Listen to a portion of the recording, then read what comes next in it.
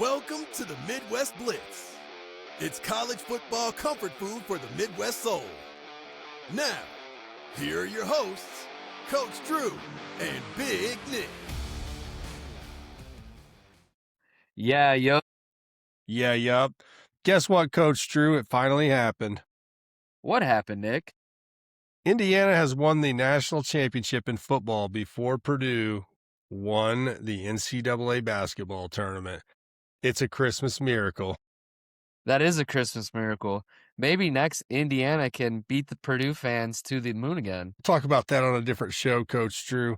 But what I really want to talk about today is why Indiana, despite all the expectations and all the doubters in the media and in the rest of the football world, was able to win the national championship undefeated when nobody thought they could do it. And these are the three reasons why Indiana won the national championship. Number one, they have way more talent and way more athletes than you think and that you've been led to believe. Number two, they have by far the best coaching staff in college football, and it's probably not even close. There are other good coaches, but not an entire staff that does what Indiana does. And number three is that Curt Cignetti's experiences at the Division II and FCS level and his history as a recruiting coordinator and the timing of his hire at Indiana have positioned him to be the best at capitalizing and maximizing his resources in a situation where some people would think he didn't have enough resources, but he knew how to maximize it. I would like to also say to that is that when you said way better athletes, a lot of people have misconstrued that lately as being older athletes. Well, let me tell you guys something. Another thing too, all these athletes that you're saying are old enter the transfer portal. And some of these athletes, again, came from JMU. So when you look at the receipts of what Indiana did, it's no better than what any other team did. I mean, look at Carson Beck in the national championship. Well, People said he's been there for 10 years. You got Carson Beck's Chambliss. another guy. COVID, people had extra years of COVID eligibility, and Indiana decided to retain or recruit more of those guys. Go ahead, Drew. Yep, and then you got Chambliss still trying to come back for Ole Miss, right? I mean, the NCAA is a mess. It's not like any of these guys played in the USFL and then decided to come back down to play college football. That's another problem that's happening in college sports, but that didn't happen with this Indiana team. I think a lot of people are discounting. Also, when you're in high school, would you rather stack your team with a bunch of veterans that are seniors that know how to run an offense? Absolutely. Or are you just going to go, well, I'm going to take the best freshmen and I'm just going to run it out there? Well, no. Well, you could, but when you lose, you can't just be like, well, those are grown men out there. Use your resources, which also goes back to the FCS and the D2. That's hit it right on the point. I saw this interview. I think it was a California junior college coach, and he basically goes into talking about how he doesn't have time to waste on resources. And like his time management's like, I offer a player, I tell him he has 48 hours. He doesn't think I'm playing or not, and I move on. I don't have time to wait because I have to consistently do that. He's had to adapt. A lot of his troubles and pillars got him to this point. The other thing I also want to say is that best staff. Yes, that was number two. Best staff. He's built this staff. The offensive and defensive coordinators, both at Indiana, went through trials and tribulations with Signetti. I mean, some of them lived on food stamps. I mean, that's hardcore. As a teacher myself, and I have to make a living, I understand going through that college route. It's rough, but when you get to the top with Signetti, great things happen. Well, Drew, we're going to go through these. This is the premise of the rest of our show. So if you're not ready for an Indiana show, you should probably click on something else. So I want to talk about the players on the roster and how this narrative has been driven that like Indiana doesn't have any athletes. And so that's why so many people are confused. Indiana has really good athletes. I'm not saying they have better athletes than, say, Ohio State, but in terms of putting athletes in a position to be successful at the job that you're asking them to do, Signetti has done an elite job. And the thing that's good about that is that you don't have three wide receivers who think they're the number one receiver and then they're pissed off if they don't get enough balls thrown their way. And I honestly, because I brought up Ohio State, I think Ohio State's been pretty cool about that. I think that Tate and Smith and even Brandon Ennis, who could be a number one at some schools, I think that they get along well, so I'm not throwing shade at Ohio State, but the Indiana players all understand what their job is on every play. And so the untalented label is due to a thing that we've talked about a lot here on the Midwest Blitz, which is the recruiting star system, which is flawed and often inaccurate. So an example is when a 3-star recruit is getting recruited by mid-majors or like low-level Big Ten teams like Northwestern or Maryland or Rutgers or Indiana a couple of years ago, they're a 3-star. But then if they get offered by Alabama or Georgia or some other big-time program randomly, they turn into a 3-star or from a 3-star into a 4-star. The player didn't change, but the people assigning these grades for some reason have biases or connections with these big schools where if I made a sandwich for the mayor of Indianapolis, they might call it a 3-star sandwich. But if I made the same sandwich for the King of England, now it's a 5-star sandwich. No, it's the same sandwich. It just depends on who's about to eat it. And so the grading scale of the star system it's useful to a degree, but it's more of a guideline than an actual quantified thing that describes the recruit. And we're going to get into more examples of this here in a minute. Can I interject right there with that?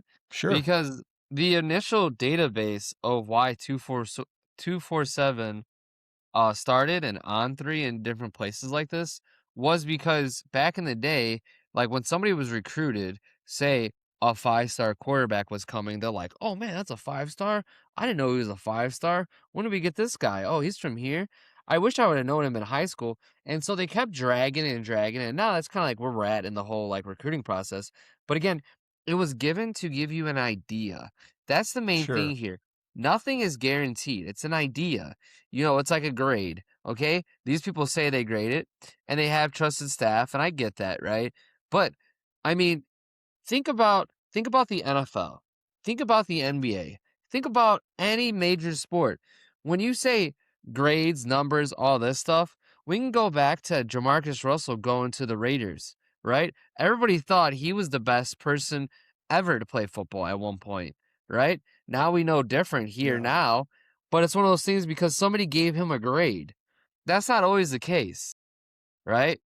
But again, it's a reference point, Nick, like you said. I just want to back you up on that one, big dog. 100%. I appreciate that, Drew.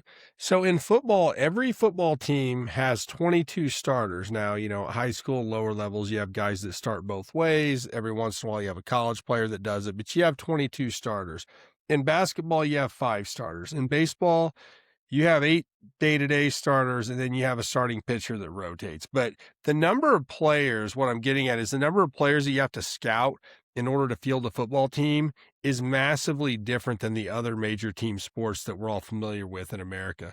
And so the fact that the recruiting star rankings are not always accurate is not necessarily an indictment of the people who are attempting to do it, but there's just way too many players. Part of the reason that we cover the Big Ten, the MAC, and Notre Dame and not much else here on the Midwest Blitz is because I don't have confidence that I can give you guys an accurate breakdown of a team.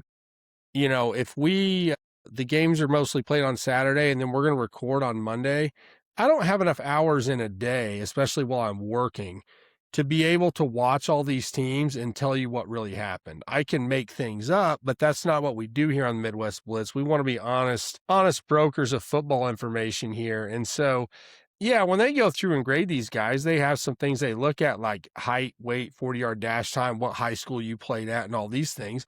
But D'Angelo Pons, a guy who we're going to talk about again here in a minute, he played at a smaller high school, and he didn't meet some of the measurable criteria as far as his height and weight coming out of high school.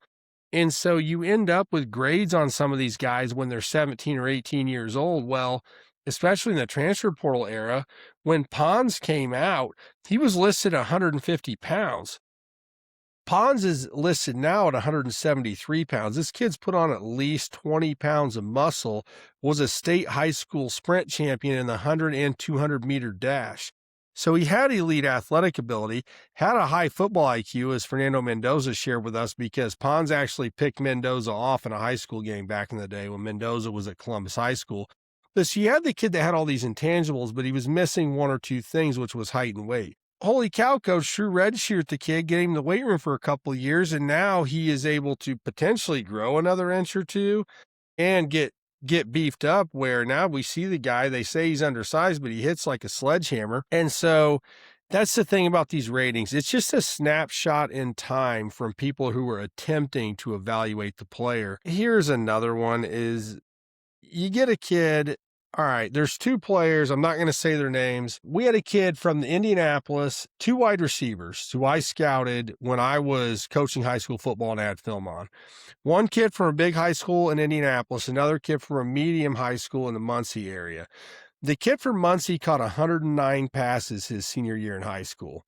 Okay, and this kid was a great route runner. Like, he looked like high school Wes Welker or something, if you want to equate it that way. He was always separating, always getting open, catching over 10 balls a game, which in high school is crazy. The other kid, who was from Indianapolis High School in the MIC conference, which is one of the best football conferences in the Midwest, he was 6'4". He ran a fast 40-yard dash. He ended up getting a D1 scholarship. He never played at the school that he went to, but he did get a 4-year scholarship, got his college played for. This other kid from the Muncie area who played at a medium-sized school and caught over 100 balls in a year never got one D1 scholarship offer. Why? Because he was short, and I always assumed that his 40-yard dash time or some of the other measurables weren't there. But if you watch these two kids play football, if I gave you a film on each one of them, it was obvious who the better wide receiver was. I think that the smaller kid from the Muncie area ended up playing at a Division II school, and I didn't track the rest of his career. But so some of these measurables, I'll say this too. The kid from Indianapolis who went D1, he made his name at scouting camps and combines in the summer. He wasn't catching much more than 20 balls a year. Now, he did make some big plays when he was playing in high school, but so you're calling one guy a 4-star and another guy a 0-star when one guy's catching 20 balls and the other guy's catching 109. So you got to look at that sometimes. And I'm not saying necessarily that the kid from the smaller school would have been a great Division I wide receiver, but nobody even gave him a chance. And so his career's kind of over before it even starts. And this was pre-NIL era, if you guys missed the beginning of the story. But these are things to look at. I mean, Mendoza wasn't good enough to be a walk-on at Miami. Well, we all know that's a load of shit. We saw what just happened. So some of these ratings, which back to why we started talking about this, Indiana doesn't have talent, they don't have athletes. No, they just don't have athletes based on the criteria that football journalists are used to exploring. That doesn't mean that they don't have real talent. Just like some of their defensive linemen are considered undersized by height and weight measurables, but they play with great leverage and they're very athletic, but they just don't weigh a certain amount. Like Tyreek Tucker is listed at 295 or maybe 300, and he's only 6 foot 6'1". Well, yeah, if you've ever leaned against a 6 foot 300-pound dude that squats 500 or 600 pounds, that guy doesn't look the same as, the biggest NFL defensive tackle. Those guys are hard to move and hard to wrestle with, Coach. Yeah, absolutely. I mean, one of the things too that I wanted to mention as well with Pons is that when we have a guy like him who might be undersized compared to other people, well, again, we can look at super athletes, like athletes that have been um the Raiders guy. Who's that one Raiders guy with he was like basically built to be a quarterback since he was a kid. Todd Raiders. Marinovich, Yeah. USC guy back in the day, yeah. Okay. Right? And I remember his story. He was literally built to be a quarterback. Did all these things, got drafted by the Raiders, and wasn't good. Now, there's a lot more that plays into that story. But one of the things I want to mention, and we keep missing it, is being smart. Being smart at Sure. the NFL level is huge. I can't tell you how many athletic guys I see, right? I remember one of the Browns one of the Browns quarterbacks this year when they were playing against the Bears just keep missing assignments and not being in position, right? You could be the most athletic person, but if you're not in the right position and understand the game, you're going to get beat. And that's why, like, even in the projections for the early rounds, you're not seeing Pons. But at the senior game, if he has a great senior game, which I think he's going to, right? Second or third round, day 2, like if he's not a first rounder, that's a steal. That's a diamond. You're literally he might not go in the first round, but you're waiting the second round like, how am I gonna get this guy? It's gonna And be one he's of a those guys where great teams are gonna trade up and get. and Pons is a great special teams player too. So even if you bring him into camp and you don't start him day one, he's great on punt return team. He's great in kick coverage. He's a great teammate. He's a super high IQ football guy. He's got a very high motor. He's physical. He's committed. He takes care of his body. So intangibles, Coach Drew. And yeah, the football IQ thing, I don't think can be overstated. There's a lot of these guys. Is it okay if I transition into why this is the best coaching staff in the country? Because I think that this kind of like brings us to it. So Curt Cignetti has by far the best coaching staff in the country, the most effective coaching staff in the country, the staff that puts all of their players in the position to be most successful. So how often do we hear this, Coach Drew? Almost every coach in the country in college football or high school football for that matter will tell you, we're committed to the run game, and we want to be gap sound and gap disciplined on defense.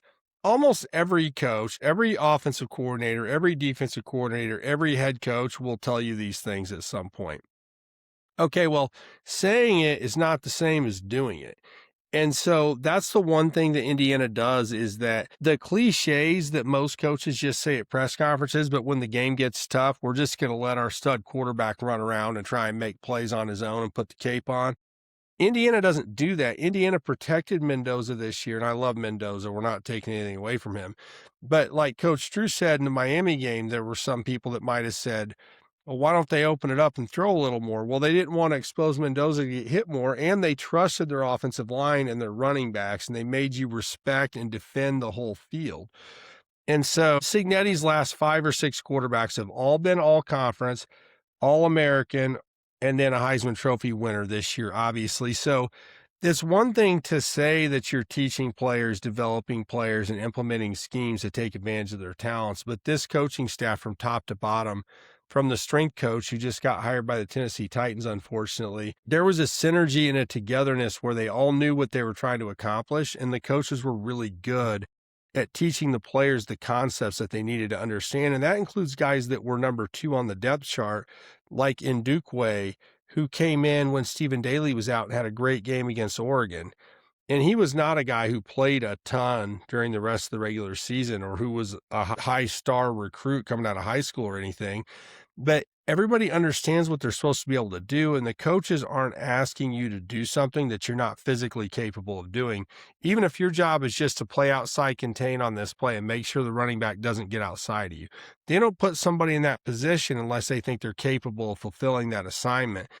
And so this coaching staff from top to bottom, they're truly teachers of the game, whereas many of these coaches are not. I think a lot of these SEC teams, they just want to out-athlete you. And I still think Kirby Smart is, he's a national champion. He's got, all the accolades. So I'm not saying Kirby Smart is a bad coach. But when I see locker room speeches from Kirby Smart, Coach Drew, I hear a lot of, it's you versus him. You have to beat your man. Well, this is individualistic thinking in the greatest team sport in the world, in my opinion. It's not one-on-one. It's 11 versus 11. And so I might not be better than you individually, but I might beat you on this play at the one thing that's my job to accomplish on this play. And that's what Indiana does a really good job at. And Indiana is really physical, and they kicked a lot of people's asses this year. So it's not as if they don't play mano-a-mano football at the line of scrimmage, especially, but they're not out there thinking me, me, me. And I hear a lot of these coaches and I see the strategies they use, and they think you're going to win it one-on-one. And that's not really what football's all about. And I'll give you an example with Bryant Haynes. His multiple looks in the front 7, his multiple look defense and use of simulated pressures and coverage variations, it's not like he's running 10 different coverages, but they disguise them and you don't know who's going to drop and cover which spot. And that confuses the offense just enough to allow their superior athletes on the defensive line, who might not be bigger and heavier, but they're more agile, to get home on the quarterback or to loop around and crush a running play when Aiden Fisher sniffs it out and tells the defense what he sees coming. So these undersized guys are able to be successful against giants from Oregon and Miami, where on paper in the past, you would see the height and weight of these IU guys and think, oh, they're going to get run over. And it really doesn't happen at all. save maybe a long run here or there. The other thing we just brought up with Tyreek Tucker and some of these other guys on the D-line is, oh, well, they're not super tall. Well, they play with good leverage. And again, if you've ever played on the line of scrimmage in football, you understand that a shorter, stockier guy who might not even be stronger than you, but he's underneath of you when he fires off the ball. It's hard to move somebody when they fire off the ball lower than you. So you can play with guys who are not as tall as long as they're still strong and they still move their feet well. And here's the last point about why this is the best coaching staff in the country. These players absorb the football IQ from their coaches. You can tell that they watch a lot of film when you watch the interviews and stuff. Example one, D'Angelo Pond's pick 6 versus Oregon. He saw the splits, the alignment. He knew they were going to run an out route because they thought he was in cover 3, which he would be backpedaling. He would be in bail technique. He basically knew what play they were running from film study. That takes a lot of time. That's not something he got lucky with, from looking at his iPad for 5 minutes. He's studying this stuff every chance he gets. Example 2 is Mikael Kamaro's block punt in the national championship game against Miami. That was not a called blocked punt. But the first time Miami punted, he saw the protection. He saw the rugby punt where the punter was running towards his left. And he said, oh, boy, if they're not going to block it any better than that, I think I've got a chance to go get it. And he told his coach and his teammates, and he said, that wasn't a called block punt, but I just shot my shot and we got it. And I guarantee you he told Isaiah Jones that he was going for it, who recovered it in the end zone for a touchdown. So these guys aren't just blindly going out there and trying to make me plays. They're trying to make we plays that help the entire team when they get a chance based on what they see and from what they've learned in classroom and film study. Then the last one I'll bring up is the incredible touchdown run by Fernando Mendoza, who is not a scrambling quarterback, but has been effective when given opportunities. Look at the way Mendoza reads his blocks on that design quarterback draw play. And I heard some announcers say that wasn't a design play. It absolutely was a design play. It's not like they busted a huge hole open for him and he just ran in a straight line to the end zone. He had to zigzag a little bit and change directions a couple times. And that is him paying attention in practice, watching film, which, Drew, I don't know if you saw this, but I think that's the same QB draw that CJ Carr ran for a touchdown against Notre Dame at the beginning of the year. I don't know if you saw that. Yeah, I think Indiana kind of stole that play. So that is Mendoza being committed to the process of winning and using his football IQ to make one of the greatest runs in the history of college football, even though he's not one of the greatest runners in the history of college football. But that's more football IQ and determination than it is athletic ability. But that sums up why I think this is the best staff in college football, at least for the moment, Coach. When you build your staff, you have to build people that are like-minded like you. That's how it works. You have to work down the assembly line, right? And it starts with, like, the great American dream, Ford. Ford is Signetti. Signetti has his process, right? And then he hires these managers, which are his assistant coaches, and they all work together. And the employees are the players, and they all benefit from it. Signetti knows that as much as anybody. He doesn't like to waste people's times. They come in, they do their work, and they go home. And the other biggest thing is they're disciplined. I mean, it's kind of good to see the teams nowadays. One of the big issues we see in the NFL, and you might know about this too, is it's kind of like becoming yard ball. They want all the quarterbacks to be yard ball. Just backyard sling it, see what happens. So when you have like a player that's not used to diagnosing, like breaking down a scheme or doing something defensively and seeing something, you end up in a weird situation. I guess it's almost like putting an average Joe into a position of like taking calculus and they're like, here you go. You know how to do math, right? And yeah, you're pretty good at algebra and multiplication, but you're not good at calculus. And that's the NFL. The NFL is calculus, right? But what Signetti has done, and he wasted no time doing it, is he made sure, I'm sure he does the same thing that all great coaches do, is he made sure his players are disciplined. If you're not disciplined, if you're not willing to put in the work when nobody's watching or do film study and do all this stuff, you're not going to be successful. And that's how they all click those boxes. Again, going back to athletics, Jamarcus Russell, one of the most famous stories, right? A lot of people said he didn't watch film. And the Raiders guy, this is back when VHSs were time traveling, or gave him a CD and was like, here, watch this CD just to prove a point. Well, if you don't know the story, it was blank. Okay. And so he came back and he asked them questions about this blank device, CD or VHS or whatever. And Jamarcus Russell was like, yeah, I saw it. Yeah, it was great. All this stuff. And he goes, it was blank, dumbass, is basically what ended up It happening. would be like if And you you don't sent a find those players kid. at Indiana. No, Signetti will not tolerate that. You have to be somebody who loves the game and is willing to study.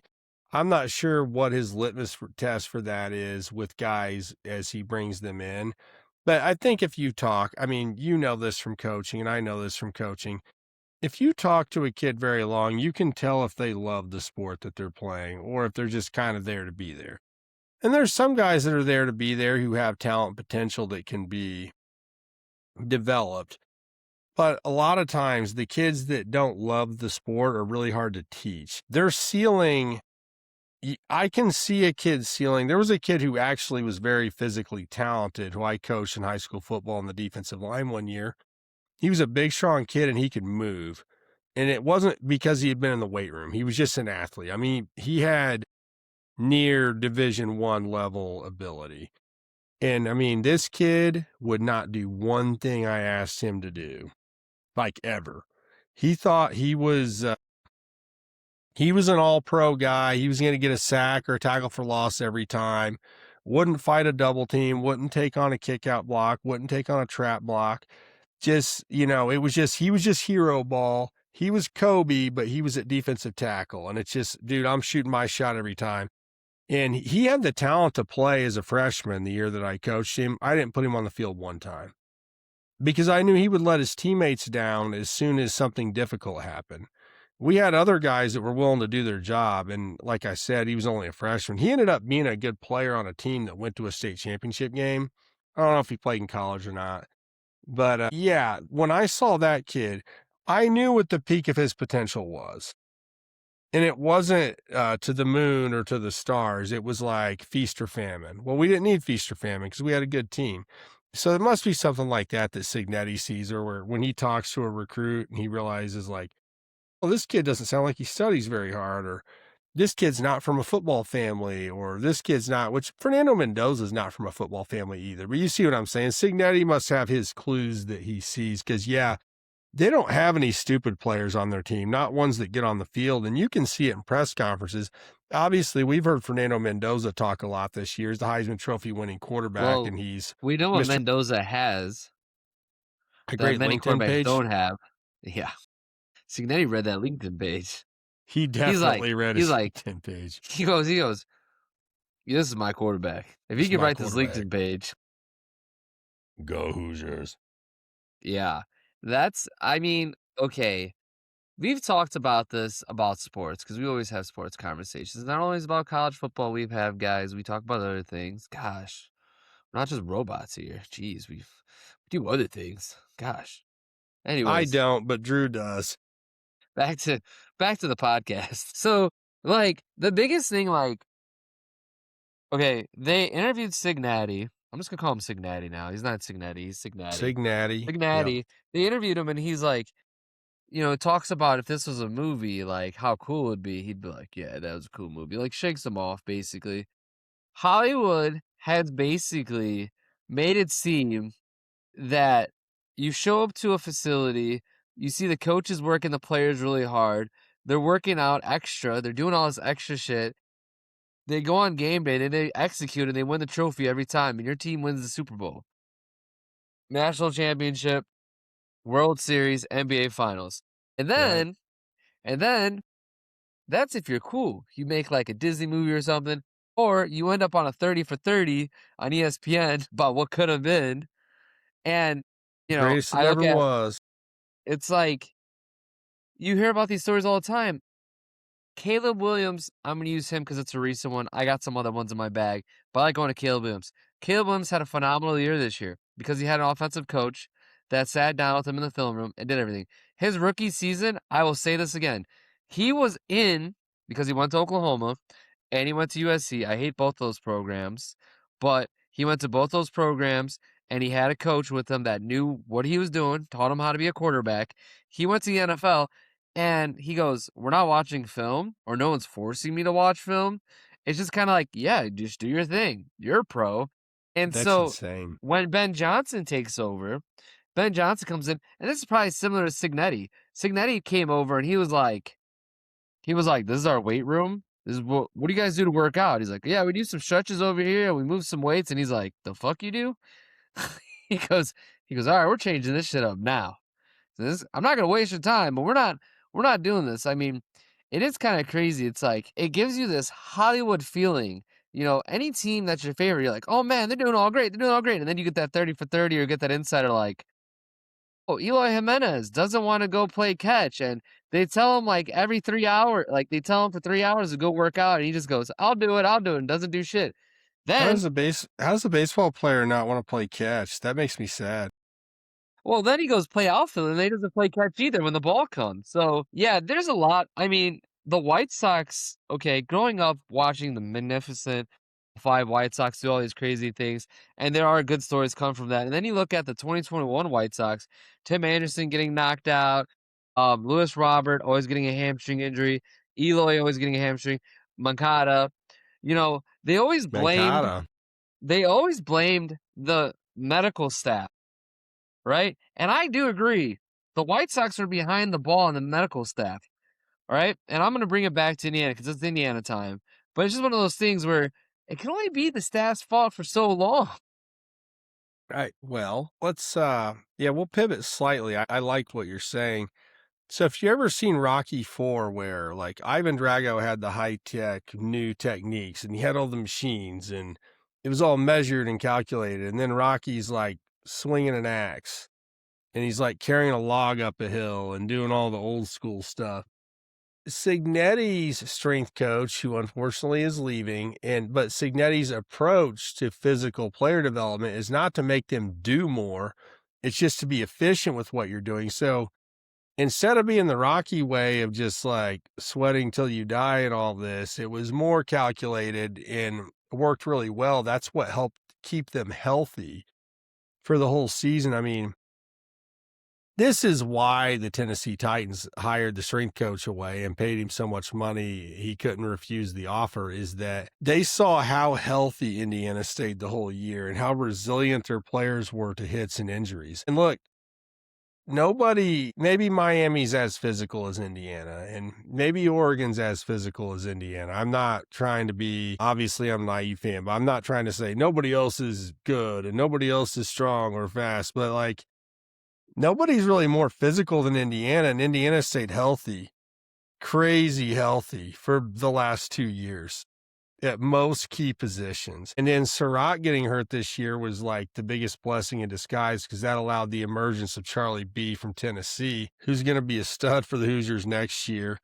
And shout out as I sit here in Indianapolis to Omar Cooper from Lawrence North High School. Hey, Indiana does have at least one 4-star on their roster, and he has been a dog for the Hoosiers. So thank you, Mr. Cooper, as I sit here in Indy. Thank you. Coach Drew, I'm going to get a little off the tracks here for a second, but the kids on this team are so likable.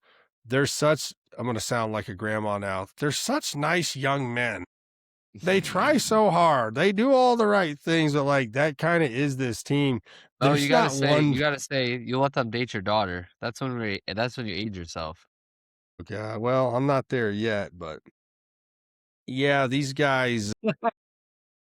I mean, how many sports interviews do you hear? And look, Indiana does media training. Everybody gives boring answers now. Mendoza made a joke about that in his post-game press conference after they beat Miami, but the things that they say make sense and they answer the questions. They don't just go, I just do what coach tells me and blah, blah, blah. Like these kids they're all pretty smart and well-spoken top to bottom, whether it's Pat Coogan, whether it's Omar Cooper, Kalon Black. Like I always think it's funny when I started to get to this earlier, but Mendoza, we've heard him talk all year. He's the quarterback. That makes sense. He won the Heisman.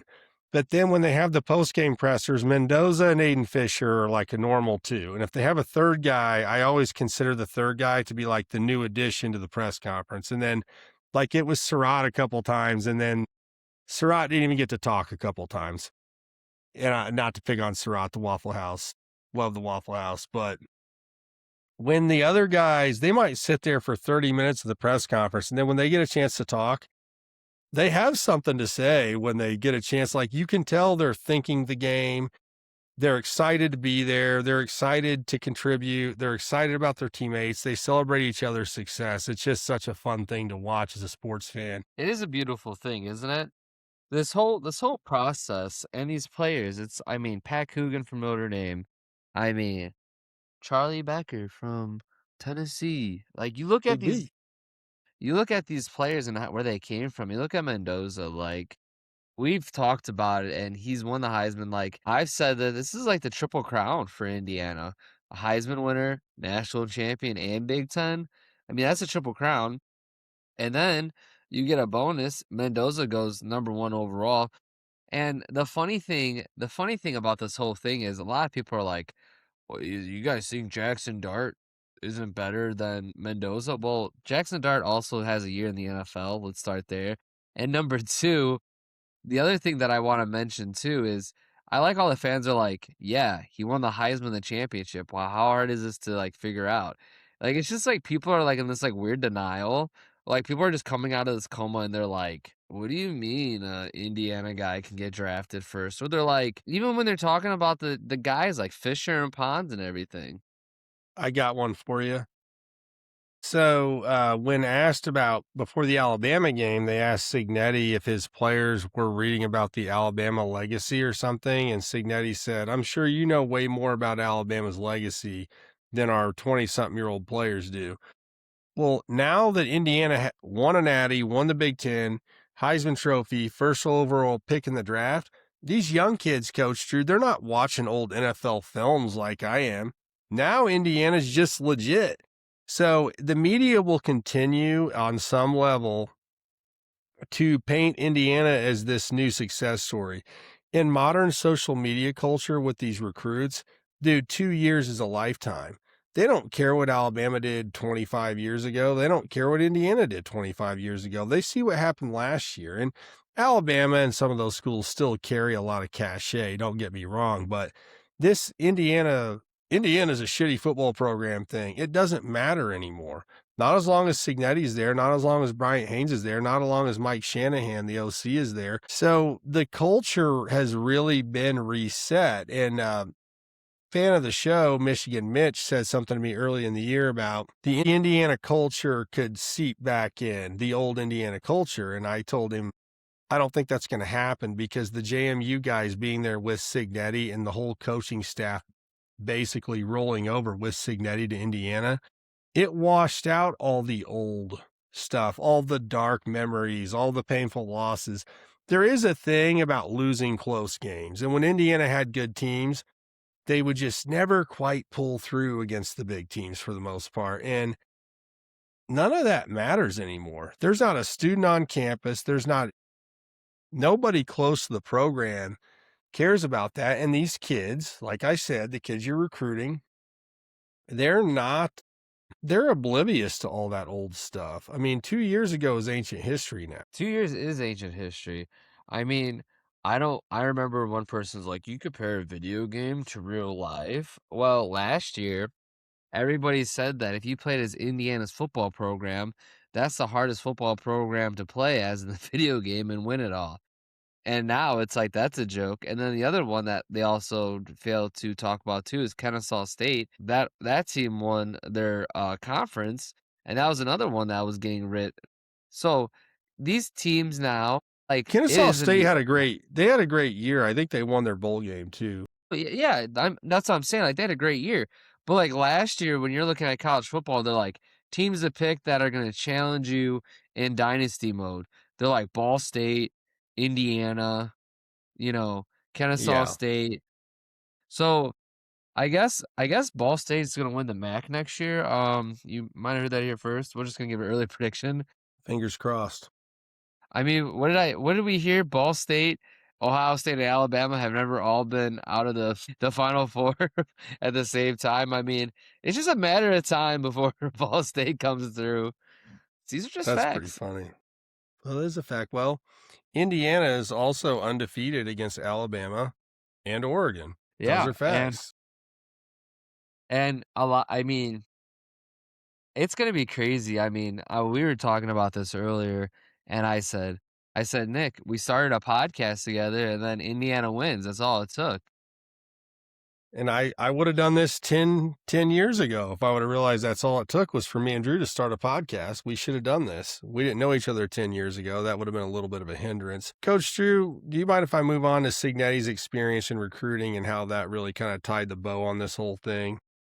Yeah, absolutely. So this is the cliche, the son of a coach. But a lot of guys are the son of a coach, but maybe they're the son of a high school coach, or maybe their dad's a college coach, but they don't necessarily get to see their dad a lot because of his work schedule. Signetti grew up on the sidelines as a kid, observing how a college football team operates. And I think, Coach Drew, that we learn the most / the most easily when we're children. And so he was learning the basics of college football as a very, very young kid, being on the sidelines at college football games. And the other thing is his history as a recruiting coordinator, which has been discussed, but I'm going to put it in a different light, hopefully, that you guys appreciate. Is the same talent available, Coach Drew, if you're recruiting at Alabama, recruiting at NC State, recruiting at West Virginia, or recruiting at Indiana University, Pennsylvania, which is a Division II school? Do you have the same talent available? No. And so being in different parts of the country, in addition to being at different levels, I mean, he got Phillip Rivers to NC State.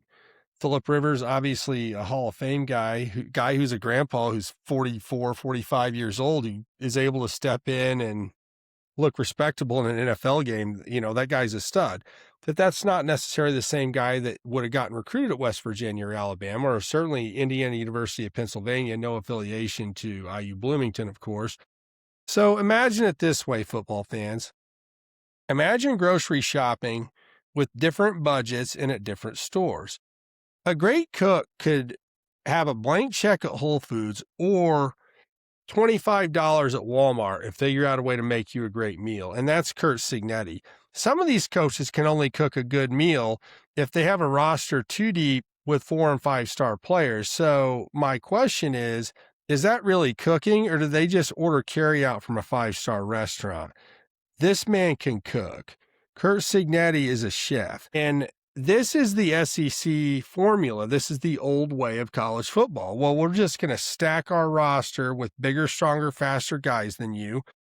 And then we'll just rotate one guy out if he gets injured or he doesn't perform well. Signetti sees an athlete, sees a spot on his team where this guy has the physical skills to do thing A, but maybe not thing B. But that's okay because it's a team. That's why the Hoosiers are greater than the sum of their parts. And this is why people don't understand that maybe Elijah Surratt might not be, although he's big and strong, Elijah Surratt might not be Calvin Johnson. He might not be 6'5" and run a 4.4 40 or whatever Calvin Johnson did, but he has a physical skill set to do certain things on the football field. And you put him out there and allow him to do the things he's good at. Now he's an All-American player. And so this old formula of just stacking the deck with all of the biggest, strongest, fastest guys and thinking that's your route to a national championship doesn't exist anymore in the NIL era. And Signetti being hired in Bloomington at the exact moment he was allowed him to write this new formula for success in college football because he was used to grocery shopping, comparison for recruiting at different places in the country, at different levels of talent with different skill sets. And I think recruiting in different parts of the country, Coach Drew, is one of the hardest things to do. Some guys get hired at a certain school just because they have connections in the state of Florida, or they have connections in the state of Texas or whatever. But Signetti has been everywhere. He's been grocery shopping at Whole Foods or Walmart or Aldi or Kroger or Safeway, or what's the one in Florida that I always go to on vacation? What's the grocery store down there? I can't remember. It doesn't matter, but Publix. Signetti could go into Publix with $25 and cook you a 5-star meal. And that's the Signetti formula, is be adaptable. And the other thing is, which we referenced earlier with the star ratings for players coming out of high school, is that things change. Some guys get injured and they're not as good anymore. Some guys get up there and they lose their confidence, you know? But you see the guys that have production, guys that are on the field at G5 schools for the most part, that Signetti succeeded with over the last couple of years at Indiana. He just sees a winner. Hey, you're a winner. Hey, Curtis Rourke. Thank you, Curtis Rourke. Very happy that you're with the 49ers. He sees Curtis Rourke, who was MAC Offensive Player of the Year. He goes, this kid's smart. This kid's resilient. This kid's tough. I trust this guy to make good decisions. We could go on and on. I could go down the whole JMU thing with every player. The biggest thing that what you're mentioning is, first off, I would just like to say that I think that'd be a great YouTube channel. I mean, I watch it already. Something similar to it is just Signetti going to different food places and showing you what he can cook up with different budgets. I think that'd be a great selling point. I watched somebody do something similar to that, and I think it's awesome. He'll go to like Aldi's and go to Whole Foods and he's like, $60 and I got to buy the same ingredients. Can I do it the same? And I think the one time he did the Dollar General and he goes, they don't sell onions there, but I bought this thing that has mixed vegetables and it had onion in it. So we're going to use that onion from there. Right. And so that's kind of like what Signetti does. Coming from experience of playing college sports, coaching it, playing it, and all this stuff, one of the things that happens more often than, and you hit it on the dot, is you look at these players. Now, I didn't coach at no big school and I didn't play at a big school. But, you know, you get some players that you look at and go, man, that dude's that's a dude. That's a guy that's going to take you to the distance in your league. And then you find out that there's a reason why he's there, either academics, whether he's just dumb as bricks, but he's big and he's strong. Yeah. And he might hit a ball far, but he can't hit a curveball. And that's the thing. Like, there's a reason why he's there. But then we play right as I coached it. And not only did I coach it, but I also played against it. Is you look at these other teams that don't necessarily have big, bulky dudes or dudes that do a lot of crazy stuff, but they put the ball in play. They get on base. They get outs. And that's they the make essence of what tackles. Signetti's They doing. don't fumble the ball. They don't drop passes. They make free throws. They're willing to screen for teammates. They make team smart plays, right? It's, Yep. you know, it translates to every team sport on the planet. I mean, just because you're physically better. I mean, I think now back about all the guys I coached and played with in high school football, and I'm thinking about a couple of the most talented ones, and they didn't have the best college careers. The two guys I'm thinking of right now, they didn't have the best college careers, but they had the most physical ability. So, yeah, I mean, once you get to the point where everybody has physical ability, now sometimes intangibles take over. And I think that's the legacy of Bill Belichick's New England Patriots, is a lot of guys that had intangibles. Now, there were a few just absolute freaks. I mean, Vince Wilfork on the defensive line, Miami Hurricane, was 6'2", anywhere between 350 and 390, depending on who you ask. Could stand under the basket at 350 plus and jump up and slam it just flat-footed. That guy's a freak athlete. There's only so many guys like that. Right. He's a creative player. But then you have a Tom Brady. Tom Brady wasn't the most physically gifted guy. I know a lot of young kids now might not realize that, but he did not build his legacy off physical ability. You had some guys like Troy Brown. Belichick turned him into a two-way star player in the NFL. Really, Troy Brown was maybe an above-average NFL athlete, but he had a football IQ of 150. So they had some injuries at defensive back. He goes, hey, Troy Brown, you want to play cornerback? It's like, yeah, coach, I can play defensive back, no problem. And it's not like they were asking him to cover Randy Moss one-on-one or something, or Jerry Rice one-on-one, but they're like, hey, here's your technique. This is your responsibility, just like we talked about with Coach Sig and Bryant Haynes earlier. Can you do these things? Yeah, I can do these things, coach. That makes you a legend. And so, yeah, I mean, we're cooking a meal. If we get our onion at Whole Foods or we get it out of a bag at the Dollar Tree, you can still make a good meal. But that's the problem now in the SEC. Some of these schools, they have a blank check to Whole Foods and they're burning the biscuits and they're burning the hamburger and they're burning this and they're undercooking that and they're over seasoning and they're Yep. under seasoning. They have ingredients on paper, but I mean, if it tastes like shit, it's not a good meal. I mean, we see it all the time in life. I mean, I got a metaphor that I'm gonna cook up since we're cooking. Or cooking. And another thing too is if I was a graduate assistant at Alabama and I played at Alabama and I was at least like I'll say 3 or 4 star. I'll say 4 star to stay safe just for the story. I'm a 4 star. I played on the team. I didn't pan out, got injured, so I'm a graduate assistant. Okay, I stay under Saban for like 2 to 3 years. I move up to like I don't know, co-defensive coach. So when we win a national championship, it says co-defensive coordinator. That was a shot at somebody. That's a spoiler for later. And so then you go to places and you get a job at like a low D1, right? And hell, I will even say a D2. Like a D2 school gives you a really good offer, and you're like, well, I mean, I got to start somewhere. You get in that office, and you're like, where's the Coke machine? And they're like, Coke machine? Yeah, where's my fountain drinks? And Machine. where's my Keurig? And they're like, Keurig? Keurig, What? We got instant coffee. You want instant coffee? Some Folgers? That's Folgers. Yeah. That's the thing. Like, they don't understand. They're like, all right, this guy's a 4-star in my local area. Let me call him. Hello, I'm D2, blah, blah, blah. And he goes, is this a Click. prank? Yep. And now you're looking at different lenses and it's hard. It is hard. It's not easy. But that's why Signetti's like story is so cool, is Signetti. because he went through the hoops. He started from the bottom. Now we here. Roller 0 coaster. to 100 real quick. 0 to 100 real quick once he got to Bloomington. The worst, if some people would have said the worst Power 4 coaching job available, which I would have never agreed with that. I knew that Indiana had potential. I just didn't think that the administration was supporting the football program properly. But there were people. I heard Adewale Ogunleye, legendary Indiana Hoosier, legendary Chicago Bear, multi-time Pro Bowler, all-time Hoosier, great on the defensive line, great pass rusher.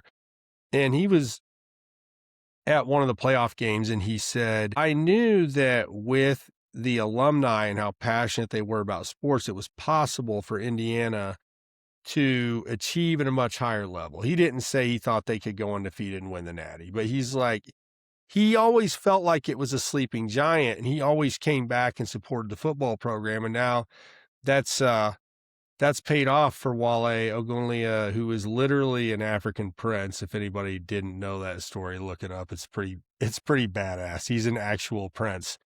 But yeah, Wale was talking about it. He said, I knew that Indiana had the potential, but it just hadn't been capitalized on properly. And that's what people, let me finish this one. People that say, where did all these Indiana fans come from? The Indiana fans existed. They just didn't have a product that you could invest in consistently without wanting to pull your hair out. And I mean, I've told the stories on here about me and my dad going down there. Every time you thought Indiana had a chance to break through when they were having a decent season, and then you got let down and your heart gets ripped out. So these pictures of the empty stands and stuff is not indicative of a team that didn't have fans. But your fans are not going to show up every day when you're being let down. I mean, we look at Wrigley Field always sells a lot of tickets. Well, Wrigley Field is the party spot.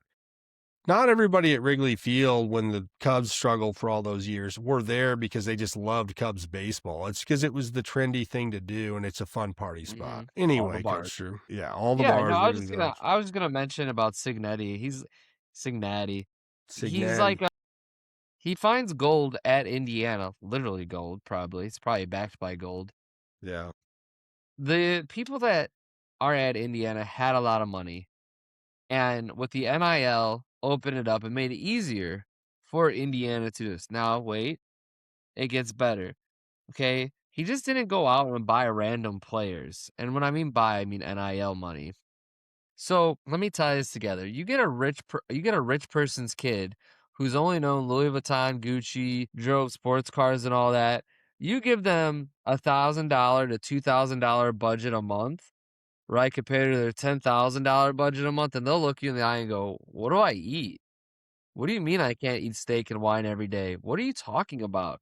Right? Now, if you give a $10,000 budget to a man who's been budgeting $1,000 for his whole life, that's Signetti right there. He goes, That's right. "How much are you gonna give me?" They're like, he's like, all right, we're gonna get this is some good steak over here, I promise. You guys just gotta try it. The fact that Signetti knew how to be more judicious with his time and resources allowed Indiana to have more depth than people realize. I saw a lot of talk online this week. Indiana's front seven only goes 8 or 9 guys deep, and I'm like, that's not true. Just because you don't know who the guys are who have stepped in and made big plays. But those guys are not getting $1 million a year in NIL like some players are.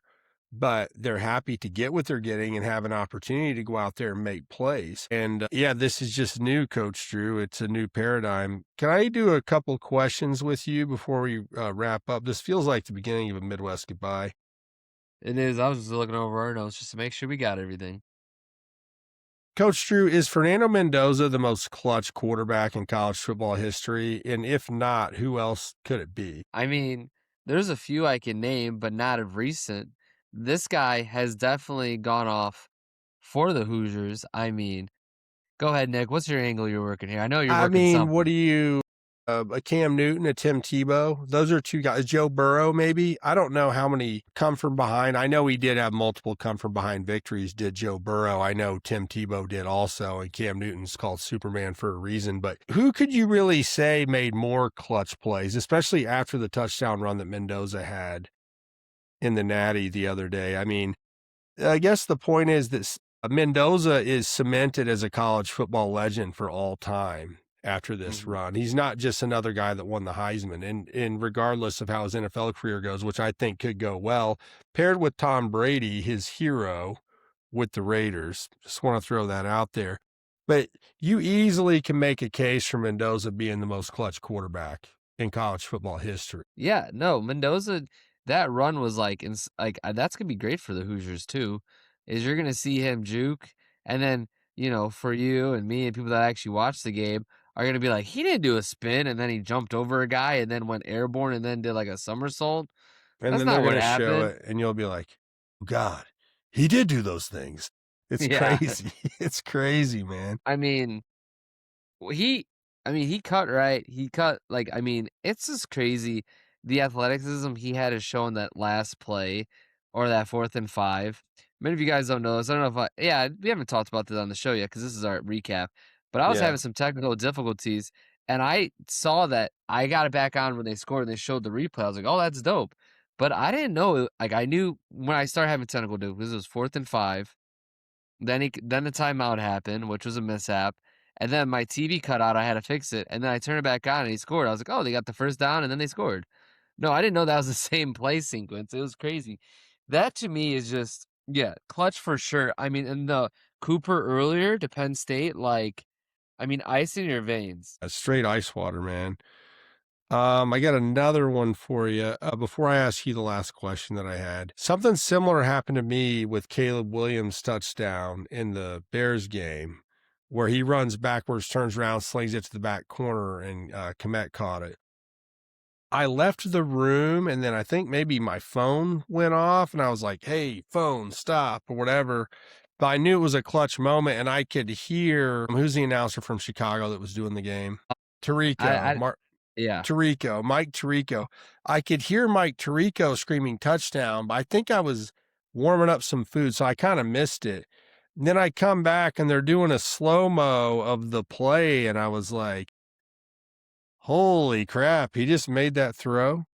I mean, but it was delayed response, so I was like, wait, that's what just happened here? But that's kind of what it feels like with you. Yeah, I had the same exact thing. I was like, and then I watched Mendoza diving, and I was like, no way. That's what I just missed. The one time my TV had to cut out because of streaming. Thanks, cable. Thanks, cable. Thanks for nothing. Crazy. Thanks for not being affordable. Here's my last. These were the two that I had, and the one is not a team sport. But where does this rank in terms of all-time sports stories? So the thing that they've talked about here locally in the Indy area is that it's basically the Miracle on Ice, where we beat the Soviet Union with a bunch of college kids and they had a pro team. That's number one. And the Indiana football undefeated national championship is number two. Do you have any other ones? And I had one other one that I was going to mention. Maybe you think of something I didn't think of. All-time great sports stories. I mean, you look at the Dolphins' undefeated season, Pretty right? good. They had that A one. bunch of Hall of Famers, but yes, that's a great one. Yep. 72 Well, I'm Dolphins. just saying, like, on the list of them, but I don't have them above. I'm just trying to run Yeah. through like Yeah. candidates, right? Like we're just talking about Sure. candidates, right? Sure. The 05 White Sox, the most forgotten team, That's a good one. when all their pitchers go long distance. No, I do believe that besides Miracle on Ice, this is like right up there with like as far as like sports stories. Like nothing can top this. We had now there was no class basketball. You had the Milan versus Muncie Central upset, which is what the movie Hoosiers is based on. They didn't use those school names, but you had a school with like 300 kids that beat the biggest high school in the state in single class basketball. So you got Milan versus Muncie Central, Miracle on Ice, Buster Douglas beating Mike Tyson after his mother had died. And he was like a 70-1 underdog or something like that. That's one of them. Become heavyweight champion. Of course, Buster Douglas didn't hold the belt. I think he lost his next fight. Maybe to James Toney. I might be wrong about that. You guys correct me in the comments if I'm wrong. You always do. We appreciate it. But yeah, I had Buster Douglas and then Milan versus Muncie Central. I think if the Butler Bulldogs, some of these are very local, but if the Butler Bulldogs, who were 2 miles from my house, if they would have somehow beat Duke on that buzzer beater, I think you kind of put that up there, but they didn't. But like, how many are better? Yeah, 05 White Sox was a good one. But yeah, I mean, we really just witnessed something that's so cheesy. If they wrote a movie where this happened, I would just be like, that movie was stupid. That's not how football works. That would never happen. I'm an IU football fan. I don't believe this shit at all. Like, hey, do you guys watch? Coach, do you watch college football? Someone asked me that. Nick, do you even watch college football? I'm like, yeah, I do. I don't believe this at all. Except it happened. Yeah, they're gonna take this random coach who coached at a smaller Division I school, and he's gonna take his players across the land, and they're gonna get this quarterback from California who no one really kind of knows of in the transfer portal, has a phenomenal LinkedIn page, and just not only does that, wins the Heisman. The LinkedIn page is the best. Yeah. I saw Jason Whitlock did a piece about Fernando Mendoza here in the last couple days, and he said Miami epitomizes what modern tough guy culture is. It's like gold chains and talking shit and all these things. And look, I've got no problem with gold chains and talking shit.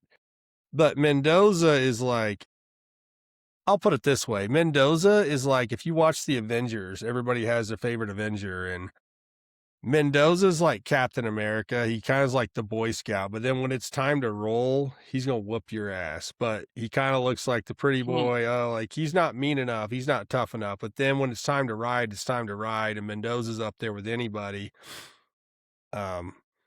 Yeah, Mendoza's an all-time legend, man. All-time legend. So many guys, Coach Drew, that I'm just will be so sad to see lead this IU football team. Maybe we'll squeeze another IU episode out of this before we start our transfer portal reviews. But wow, what a ride. It has been. Are we heading to the Midwest goodbye? I'm about out of gas, Coach Drew, for the moment. Well, that's going to conclude the 2025 first year Midwest Blitz season. It's been a blast. We appreciate you, right? And we hope you rate all these games on the Rate Game app, who's also going to be part of the Midwest Blitz moving forward. That game was great. The Bears game was great to rate, right? Nick got to see his favorite team win. And now we're going to go to transfer portals, and we're going to tell you some good stories. And then when July hits, we'll be right back in the saddle again, ladies and gents. We're gonna have Preseason previews. plenty of off-season content for you guys about transfer portal and some great stories from the annals of football history that you guys will enjoy too. But man, it's been a hell of a ride, Coach Drew. I would have started this podcast 10 years ago if I knew it was going to take the Hoosiers to the Natty. But oh man, I guess that wraps the season. Yeah, It's I over guess now too you soon. can't.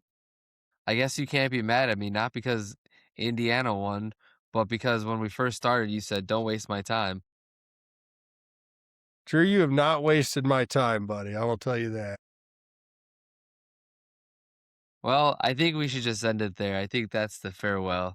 I've been able to enjoy this all the more, the fact that we started covering the sport on a day-to-day basis, and it gave me a reason to just appreciate not only what Indiana was doing, because I didn't know they were going to win it, but I really got to scout all the other teams and then do it with a good friend, which was good times. Yep, we had a blast. There was a lot of stuff we learned, and there's going to continue to learn. So, Thank you well, guys for watching. thank you again for watching, guys. See you on our next podcast. See you Coach Drew soon. signing out. Big Nick signing out. Later.